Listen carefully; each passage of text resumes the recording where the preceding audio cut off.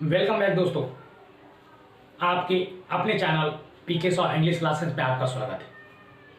आज मैं आपके लिए कुछ विशेष लेकर आया हूँ, कुछ खास लेकर आया हूँ और आप सब स्टूडेंट को मैं ये बताने के लिए आया कि जो आप पढ़ चुके हैं, यानी टेंस को पढ़ लिए, टेंस पूरा कंफर्म हो गया, लेकिन अगर आज आपको एप्लीकेशन लिखने के लिए कहा जाए, एक एसे लिखने के लिए कहा जाए, एक समरी लिखने के लिए कहा जाए, एक्सप्लेनेशन लिखने के लिए कहा जाए, दो यहाँ तक कि 2 मार्क्स का ऑब्जेक्टिव क्वेश्चन लिखने के लिए कहा जाए, तो फिर भी आपको टीचर की हेल्प की जरूरत पड़ जाती है। आप जो है कि ऐसे नोट्स के लिए आप पूर्ण रूप से टीचर पर डिपेंड हो जाते हैं कि सर समरी दीजिए, सर एक्सप्लेनेशन दीजिए, सर हमको ऑब्जेक्टिव क्वेश्चन दीजिए। एक बात बताइए कि क्या जरूरत है कि मैं सब चीज के लिए टीचर पर डिपेंड हो जाऊं? तो मैंने टेंस क्यों पढ़ी? आखिर मैंने टेंस पढ़ी, मैंने वॉइस पढ़ी, नरेशन पढ़ी, रिमूवल टू डिग्री कंपेरिजन, मैंने ग्रामर के सारे चैप्टर खत्म करने के बाद भी आज मैं अपनी छोटे छोटे जरूरतों के लिए अपनी टीचर पर डिपेंड हो जाते हैं। इसका मतलब मैंने ग्रामर तो पढ़ा, लेकिन सिर्फ इसलिए पढ़ा था कि एग्जामिनेशन में फिल इन द ब्लैंक्स कर पाऊँ, एग्जामिनेशन में उस चीज़ को मतलब करके पास हो पाऊँ, लेकिन उससे मेरे पर्सनल लाइफ में कोई डेवलपमेंट नहीं हुआ। तो डेवलपमेंट नहीं हुआ मतलब है कि उससे कोई फायदा नहीं हुआ, तो उसका पढ़ने का कोई यूज नहीं है। आखिर क्या है? आप पूरे ग्रामर जानते हैं, टेंस जानते हैं, voice, DC, RT, removal to, conjunction, interjection, preposition सब जानते हैं, लेकिन फिर भी जानने के बावजूद भी आपसे एक सेंटेंस को ट्रांसलेट करने में प्रॉब्लम होती है, एक एप्लीकेशन लिखने में प्रॉब्लम होती है। तो क्यों होती है मेरे भाई? तो इसलिए होती है क्योंकि आपने पढ़ा तो सही, लेकिन एडवांस टेंस नहीं पढ़ा। क्या नहीं पढ़ा? एडवांस टेंस नहीं पढ़ा। या आखिर क्या है एडवांस टेंस? मैंने भी आप लोगों को टेंस बताया था शॉर्टकट में, मैंने टाइम एंड टेंस भी पढ़ाया था, लेकिन एडवांस टेंस क्या है? तो tense on the basis of translation, यानी tense on the basis of translation, यानी कि हमने टेंस को ट्रांसलेशन का आधार पर नहीं पढ़ा कभी। मैंने टेंस को सिंपली इसलिए पढ़ा कि वो ग्रामेटिकल टर्म से पढ़ना जरूरी है। तो बोला नहीं सर मैंने तो पढ़ा है सर। आप पूछ कर देखो, मुझे सभी याद है, रूल याद है sir. Present perfect tense subject plus has plus बी3 plus object, present subject plus is मार plus V one plus has plus object को टाइम सब याद है सर, मुझे याद है ना। तो चलो एक सेंटेंस बनाते हैं, एक सेंटेंस बनाते हैं कि मैंने राम को जाते हुए देखा। चलो इसको बनाओ। मैंने जैसे आपके सामने सेंटेंस रखा, आपको एक बात समझ में आई कि मैंने तो यहां पर देखा है, subject plus V2 plus subject यानी पास्ट इंडिफिनिट बन जाएगा, क्योंकि सर ने बताया था जिस हिंदी वाक्य क्रियाकर्म में या, ई, ए इत्यादि लगा हो उसका अनुवाद पास्ट इंडिफिनिट के नियम पर करते हैं, यानी subject plus V2 plus subject के नियम पर। लेकिन बनाने बैठे तो सर एक प्रॉब्लम हो रहा है, यहाँ जाते हुए समझ में नहीं आ रहा है क्या है। यही फंडा है, क्योंकि आपने सिंपल सेंटेंस पढ़ा। मैं tense on the basis of simple sentence, यानी टेंस को हम 3 सेंटेंस के आधार पर पढ़ सकते हैं। टेंस को हम 3 सेंटेंस का आधार पर पढ़ सकते हैं। Number 1, tense on the basis of simple sentence, simple sentence यानी टेंस को हमने सिर्फ सिंपल सेंटेंस के आधार पर पढ़ा है। राम बाजार जा रहा है, Ram is going to market, Ram आम खाता है, राम इट्स मैंगो, वह काम खत्म कर चुका है, he has finished the work. मैंने सिर्फ सिंपल सेंटेंस पर आधारित जो है कि टेंस को पढ़ा है, मैंने इससे आगे नहीं पढ़ा है। तो सर पीके सर आप बता ही दीजिए कि टेंस को हम कितने आधार पर पढ़ सकते हैं। तो मैं बताता हूं मेरे भाई, आप कितने आधार पर पढ़ सकते हो। नंबर 1 में आते हैं tense on the basis of simple sentence, simple sentence. Number 2 है tense on the basis of compound, और नंबर 3 है tense on the basis of complex sentence, complex sentence. यानी कि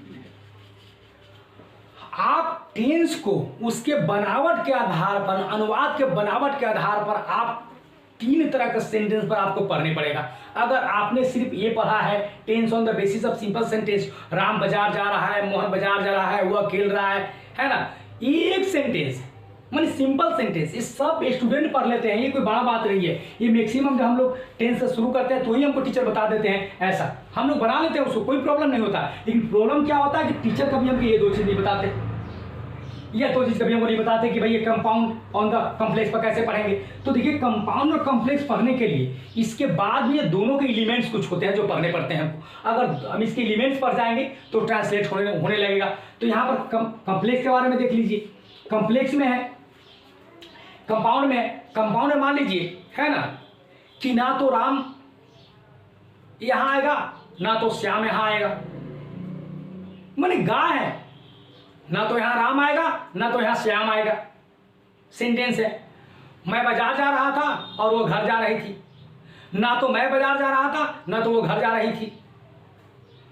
मैं बाजार जा रहा था लेकिन वो दुकान पे जा रही थी। यानी कि दो सेंटेंस जब आपस में जुड़कर आते हैं अलग अलग टेंस के, तो उसको हम बोलते हैं कंपाउंड सेंटेंस। जैसे मान लीजिए एग्जांपल भी ले लेते हैं इसका हम कंपाउंड सेंटेंस का।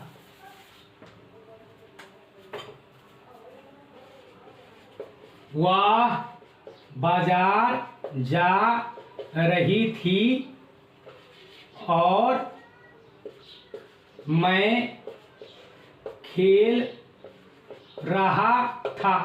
यानी कि जब दो सिंपल सेंटेंस आपस में जुड़कर एक सेंटेंस बनाते हैं तो उसे हम बोलते हैं कंपाउंड सेंटेंस। ये हमेशा कोऑर्डिनेट कंजंक्शन से जुड़ता है, यानी कि एंड से, बट से, not only but also, either और, नाइदर नॉर इत्यादि से जुड़कर ये बनता है। तो चलिए ये तो ठीक है सर, ये हो जाएगा, सही हो जाएगा। अब जो है मेन कि सर तीसरा है कॉम्प्लेक्स, बोले हाँ मेरे भाई तीसरा कॉम्प्लेक्स है, दूसरा कॉम्प्लेक्स का एग्जांपल हो जाए सर। तो कॉम्प्लेक्स का एग्जांपल है मैंने उसे राम के घर के बगल से मोहन के भाई के साथ जाते हुए देखा। ये तो बहुत सिंपल है। मैंने उसे राम के घर के बगल से मोहन के भाई के साथ जाते हुए देखा। यहां पर लास्ट में देखा है मेरे भाई, क्या है? देखा है। तो जब लास्ट में अगर देखा हो आ गया, अगर लास्ट में देखा हो आ गया तो आप समझ जाइए कि पास्ट इंडेफिनिट में जाएगा। लेकिन ये पास्ट इंडेफिनिट में बनेगा तो हाँ सर बनेगा, मैं तो बोल रहा हूं बनेगा, कंफर्म है बनेगा, क्योंकि सब्जेक्ट कौन है? मैंने, तो आई। भर कौन है? V2 देखा, सॉ। किसको देखा? हिम। I saw him. कहां देखा? बिसाइड राम्स हाउस, राम के घर के बगल, है ना। किसके साथ? Passing with Mohan's brother, passing with Mohan's brother. तो सर आपने बना लिया, लेकिन मैं कैसे बनाऊंगा? तो देखिए, ये मैंने सिर्फ आपको एक झलक दिखाई है कि टेंस पढ़ने के बाद भी आपका टेंस कंप्लीट नहीं है, माने आप इसको रियल लाइफ में यूज नहीं कर सकते। तो क्या जरूरत है सर टेंस पढ़ने का, उसको रियल लाइफ में यूज नहीं कर सकते? तो मैं अपने नेक्स्ट वीडियो में आपको जो पढ़ाऊंगा, use of participle, use of participle, use of conjunction. तो प्लीज कीप ऑन वॉचिंग। आप जो है कि आप देखते रहिए। आप इसको लाइक कमेंट में जो आपको कमेंट करना है आप कमेंट कीजिए, लाइक कीजिए। लेकिन इस जो आज मैं आपको सिर्फ एक झलक दिख रहा हूं, एड था ये समझिए कि टेलर था, पूरा मूवी बाकी है। पूरा मूवी मैं आपको दिखाऊंगा अपने नेक्स्ट वीडियो में। मैं एक एक करके इसके जितने एलिमेंट्स होते हैं इस तरह के सेंटेंस के बनाने के लिए आपको कुछ खास चैप्टर पढ़ने होंगे। तो एक एक करके जो है कि जैसे आप जो है कि 6 चैप्टर जैसे आप खत्म करोगे, आपको इस तरह के सेंटेंस यूं बनना आ जाएगा, यूं यूं यूं, टाइम नहीं लगेगा। अब फिर आपको एग्जामिनेशन में क्वेश्चन लिखने के लिए, समरी लिखने के, एक्सप्लेनेशन लिखने के लिए, 2 मार्क्स क्वेश्चन लिखने के लिए आपको जो है कि किसी से भीख नहीं मांगना पड़ेगा, किसी टीचर पर डिपेंड नहीं होना पड़ेगा। कोई जरूरत नहीं किसी टीचर से कुछ लेने देने का। मैं एक बार अगर स्टोरी को पढ़ लूंगा, टीचर अगर पोएम्स को अगर एक्सप्लेन करके बता दिए, अगर टीचर ने पूरे जो है कि स्टोरी को अगर हमको पढ़ के बता दीजिए, तो मैं क्वेश्चन का आंसर सेल्फ क्रिएट कर सकता हूं on the basis of this 6 point. अगर 6 पॉइंट को पढ़ लीजिएगा तो आपको लाइफ में मैं बता दे रहा हूं कि आपको प्रॉब्लम नहीं होने वाला। सिर्फ 6 पॉइंट को आप याद रखिए। इसके बाद जो भी वीडियो अपलोड होगा प्लीज मस्ट वॉच देखिएगा एक एक करके।